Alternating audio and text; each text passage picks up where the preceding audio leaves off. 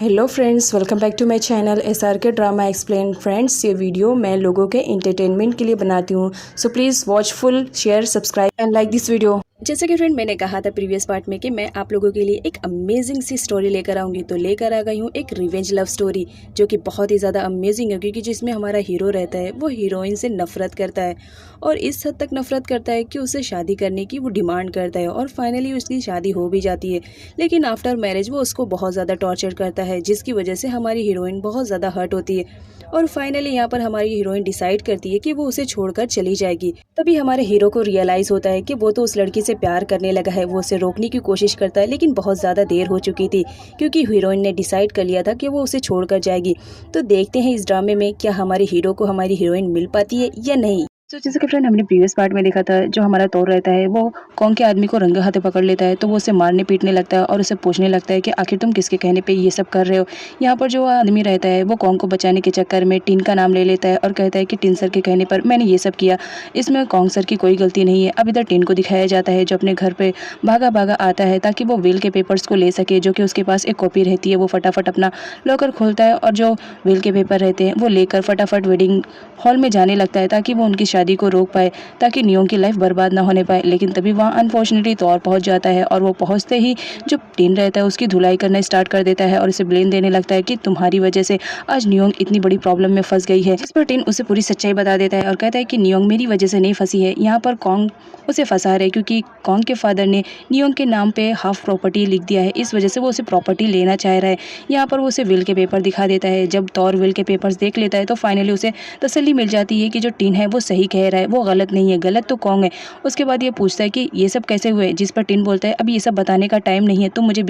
किसी भी तरह वहाँ वेडिंग हॉल में लेकर चलो ताकि मैं उन लोग की शादी को रोक सकूं और नियोंग की लाइफ बर्बाद होने से बच पाए। जिस पर तौर बोलता है कि ठीक है, मेरी बाइक से चलते हैं, इससे हम जल्दी पहुंच पाएंगे। अब नेक्स्ट सीन में वेडिंग हॉल का दिखाया जाता है, जहाँ पर नियोंग ब्राइडल लुक में बहुत ही ज़्यादा प्रीटी लग रही होती है कि जो कॉन्ग की नज़रें रहती है वो तो नियोंग से हटती ही नहीं है। यहाँ पर प्रे और जेनी रहती हैं जो उन लोग की शादी से बहुत ज़्यादा जेलस फील कर रही होती हैं। यहाँ पर रिक एक्सचेंज का दिखाया जाता है और यहाँ पर जो शादी की रिचुअल्स रहती हैं वो सारी वो लोग कंप्लीट करते रहते हैं। यहाँ पर कॉन्ग को दिखाया जाता है जो बहुत ही ज़्यादा खुश होते रहता है कि फाइनली आज मेरी प्रॉपर्टी मेरे पास आ जाएगी। और यहाँ पर देखता है वो कि जो नियोंग रहती है वो बहुत ही ज़्यादा खूबसूरत लग रही थी, तो वो उसे ही देखते रहता है। जो जेनी और प्रे रहती है वो तो देखकर बहुत ज़्यादा जेलस फील करती हैं कि कॉन्ग की लाइफ में ये चंपी जैसी लड़की क्या करने के लिए आ गई, हम कितने ब्यूटीफुल थे ना, अगर हमारी शादी कॉन्ग से होती है तो कितना अच्छा रहता है। अब यहाँ पर पिट को दिखाया जाता है जो अपनी बेटी को ब्लेसिंग देती रहती है और कहती है कि लाइफ में तुम्हें कभी भी कुछ भी प्रॉब्लम पड़े तो एक बार अपनी मॉम को ज़रूर आवाज़ देना, हमेशा तुम्हारी मॉम तुम्हारी हेल्प के लिए खड़ी रहेंगी। जिस पर हमारी नियोंग इमोशनल हो जाती है। यहाँ पर त्यानचाई को दिखाया जाता है जो अपने बेटे टिन के पास कॉल कर रहा होता है और उससे पूछने की कोशिश कर रहा होता है कि वो कब तक पहुंचेगा, लेकिन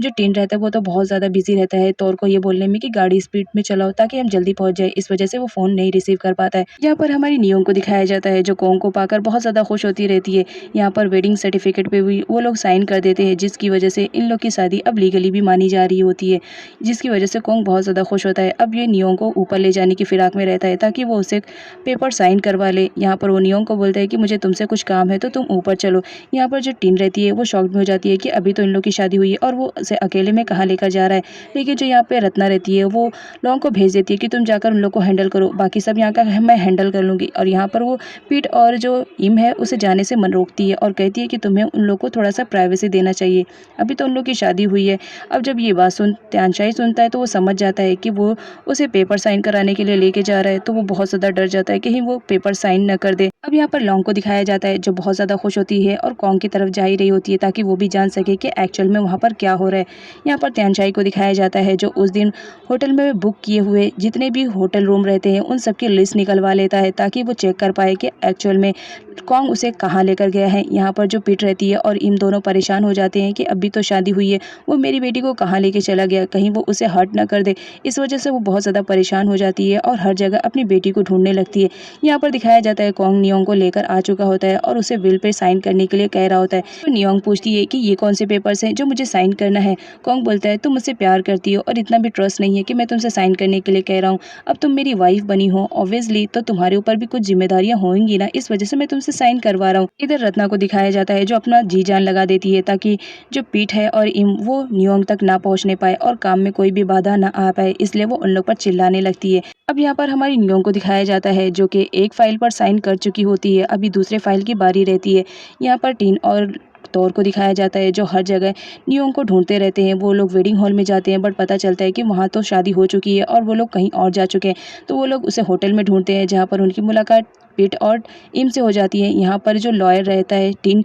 वो फाइनली पिट को पूरी सच्चाई बता देता है कि तुम्हारी बेटी के नाम पर सैम अंकल ने इतनी प्रॉपर्टी छोड़कर गए हैं और वही प्रॉपर्टी पाने के लिए कॉन्ग उससे शादी कर चुका है और वो पेपर पे भी साइन करवाने वाला है ताकि वो उसके अमाउंट से कुछ भी पैसा ना निकालने पाए। तभी वहाँ पर रत्ना आ जाती है और वो चिल्लाने लगती है, अगर हमारी चीज़ हमारे पास वापस आ रही है तो तुम लोगों को प्रॉब्लम क्या है? अगर मेरा कॉन्ग वापस लेना चाह रहा है अपनी प्रॉपर्टी तो उसे ले लेने दो ना, तुम लोग इतना इंटरफेयर क्यों कर रहे हो? जिस पर तौर रत्ना पर गुस्साने लगता है और कहता है कि मेरे काम में इंटरफेयर करने की कोशिश भी मत करना, मुझसे 2 कदम ही दूर रहना। अब यहाँ पर दिखाया जाता है फाइनली उन लोग को रूम मिल जाता है लेकिन वो लोग पहुँच नहीं पाते क्योंकि गार्ड्स बहुत रहते हैं। यहाँ पर जब टीन आता है तो देखकर शॉक रहता है कि उसके फादर को तो लोगों ने बेहोश करके रखा है ताकि वो नियों को सच्चाई ना बता पाए। यहाँ पर दिखाया जाता है जो इम रहती है और तौर, वो लोग अपनी पूरी जी जान से कोशिश करते हैं कि वो नियों के कमरे तक पहुँच जाए लेकिन जो गार्ड रहते हैं वो उन्हें जाने नहीं देते। तो जो हमारी नियोंग रहती है वो फटाक से कॉन्ट्रैक्ट पेपर साइन कर देती है लेकिन वो बोलती है कि बाहर किसी की चिल्लाने की आवाज़ आ रही है, क्या मैं वहाँ पर देख सकती हूँ? जिस पर जो लॉयर बोलता है कि आप एक पेपर पर और साइन कर दीजिए, उसके बाद आप चले जाइएगा। लेकिन जो हमारी नियोंग रहती है वो फटाक से साइन कर देती है और कहती है कि मुझे पता नहीं क्यों किसी की चिल्लाने की आवाज़ आ रही है, कोई मुझे बुला रहा है। वो वहाँ से जाने लगती है तभी पीट आ जाती है और वो देखकर शॉक्ड रहती है क्योंकि नियोंग ने पूरे पेपर्स पे साइन कर दिए थे। यहाँ पर जो पीट रहती है वो उसे पूरी सच्चाई बता देती है और बता देती है कि जो तुम्हारे सैम अंकल थे वो तुम्हारे नाम पर आधी प्रॉपर्टी छोड़कर गए थे जिसे लेने के लिए कॉन्ग ने तुमसे झूठा प्यार का नाटक किया। अब यहाँ पर लॉयर को दिखाया जाता है वो फटाफट पेपर लेके जा ही रहा था तो इम उसे रोकने की कोशिश करती है कि वो पेपर लेके ना जाए लेकिन रत्ना की वजह से वो लॉयर पेपर लेके जा चुका होता है। अब यहाँ पर जो पीट रहती है वो अपनी बेटी को समझाने की कोशिश करती है कि देखो ये तुमसे कोई प्यार व्यार नहीं करता है, उसे सिर्फ तुम्हारी प्रॉपर्टी से मतलब थी जो कि सैम अंकल ने तुम्हारे नाम किए थे। यहाँ पर जो हमारा कॉन्ग रहता है वो बोलता है हाँ मैंने ज़रूर ये सब किया लेकिन यकीन मानो मैं तुमसे प्यार करने लगा हूँ, प्लीज़ इन सब की बातों में मत आओ, मैं तुमसे क्या कहने की कोशिश कर रहा हूँ मेरी ये बात सुनो। तभी वहाँ पर त्यानशाही आ जाता है और बोलता है कि कितना झूठ बोलोगे, तुम्हें तुम्हारे पैसे तो मिल गए लेकिन अब नियों की लाइफ बर्बाद करने पर तुम क्यों तुले हुए हो? यहाँ पर वो विल के पेपर्स दिखा देता है और कहता है कि देख लो अब तुम्हारे सामने पूरी सच्चाई आ गई नियोंग, अब तुम्हारा फैसला है तुम्हें क्या करना है। अब जब नियोंग के सामने कॉन्ग की पूरी सच्चाई आ चुकी थी तो उसका दिल टूट चुका होता है, वो बहुत रोती है और कॉन्ग पर गुस्सा करने लगती है कि उसने प्रॉपर्टी के लिए उसे धोखा दिया। यहाँ पर तौर को दिखाया जाता है वो भी कॉन्ग पर चिल्ला रहा होता है और कहता है कि तुम्हारी वजह से आज नियोंग की लाइफ बर्बाद होकर रह गई है, तुम्हारी हिम्मत कैसी हुई उसे झूठ बोलने के लिए? मैंने कहा था ना कि अगर तुमने कभी नियोंग की लाइफ में घुसकर उसे तकलीफ देने की भी कोशिश करी तो मुझसे बुरा कोई नहीं होगा, और तुमने उसकी शादी पर ही उसे इतना रुला दिया कि आज वो देखो किस कदर रो रही है। यहाँ पर हमारी नियोंग को दिखाया जाता है वो कॉन्ग पर चिल्ला रही होती है और उससे कह रही होती है कि तुमने मेरे साथ बहुत ज़्यादा गलत किया, तुमने इन प्रॉपर्टी के लिए मुझसे इतना बड़ा नाटक किया, तुम्हें मालूम भी है मैं तुमसे कितना प्यार करती थी लेकिन तुम्हें शायद मेरे प्यार की कदर नहीं थी। ये लो प्रॉपर्टी के पेपर्स उसके मुंह पे फेंक देती है और कहती है कि अब तुम इस प्रॉपर्टी को लेकर खुश रहो, मेरी लाइफ में अब तुम्हारे लिए कोई जगह नहीं रह गई है। जिस पर कॉन्ग नियोंग को बोलता है एक बार मेरी बात समझने की कोशिश तो करो, मैं तुमसे ज़रूर पहले नफरत करता था लेकिन इस वक्त मैं तुमसे बिल्कुल भी नफरत नहीं करता हूँ, मैं तो तुमसे प्यार करता हूँ, इस वजह से मैंने तो तुमसे शादी किया। लेकिन जो नियोंग रहती है वो वहाँ से चली जाती है और कहती है कि मुझे तुम्हारी कोई भी बात नहीं सुननी है।